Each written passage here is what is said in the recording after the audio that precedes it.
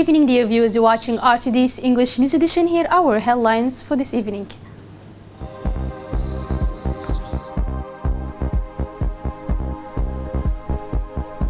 This morning, the launch of National Children's Week by the Ministry of Women and the Family. In the international news concerning difficulties European debate on migration and asylum.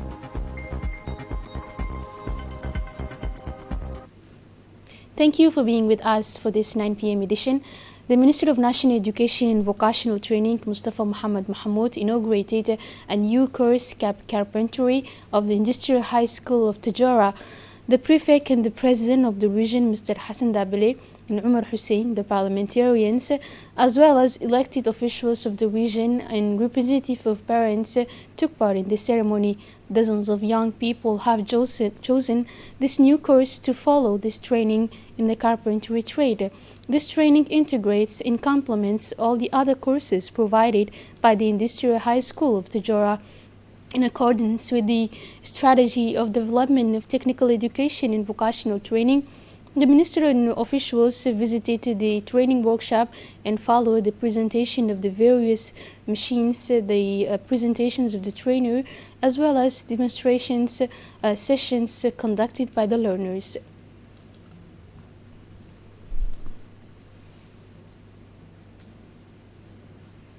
An awareness tour on the importance of job creation opportunities for crafts and entrepreneurship, as well as the importance of the establishment of national cooperative, has been organized by the Ministry of Commerce, jointly with the Ministry of Women and Family.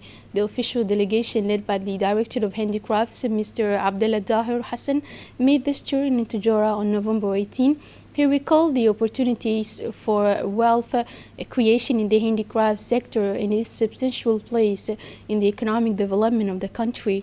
He reiterated the importance of organizing the craft trades, in particular in the form of national cooperative, to exploit the comparative advantages and wealth of different regions and localities of the country.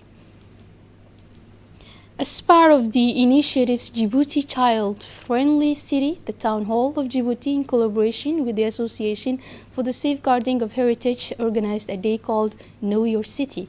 Students from 3 municipalities of the city of Djibouti participated in this event, where the main objective was to acquire knowledge, but especially the awareness of the existence of national heritage in our country. The day began with the projection of the various sites to visit in the meeting room of the City Hall of Djibouti. The students were able to see old photos to discover the city of Djibouti in the 19th century.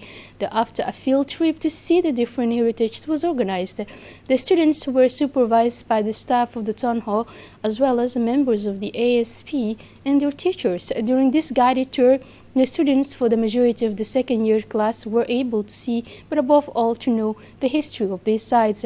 At the end of the guided tour, the young students met with the mayor of the city and gave her a summary of what they saw. The mayor of the city, Mrs. Fatuma Awal Osman, congratulated the young people for their willingness to learn about the history of the capital. She also said that this action child-friendly city will be sustainable over time and that young people from interior regions will also be invited later.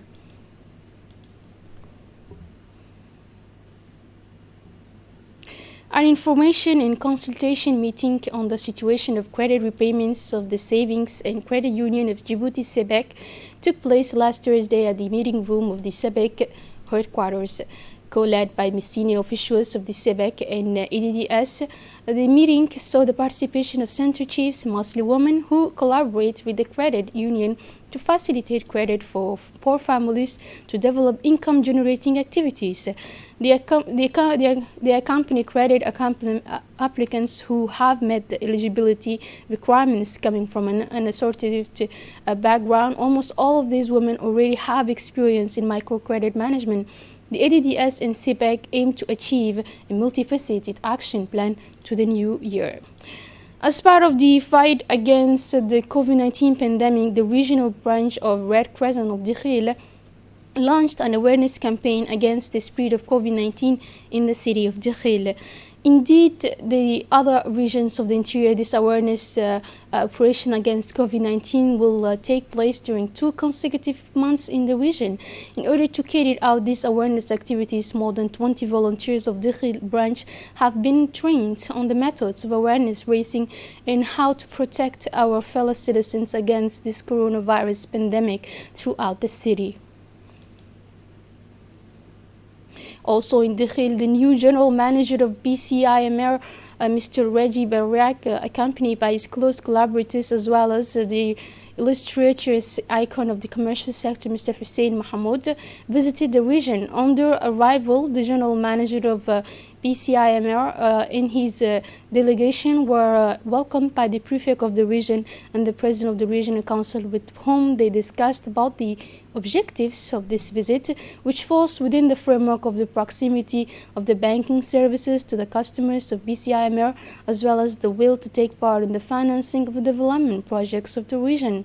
After the meeting, the guest is accompanied by the authorities of the region, visited the location where the regional branch of the BCIMR will be established and the Ruby service station where it is planned to install an ATM for the cash withdrawals. The delegation then went to the agro-pastoral farm of Mr. Jama Gedi, as well as the mineral water production plant Palmare belonging to the company Okar Investments, and realized thanks to the financing of BCIMR.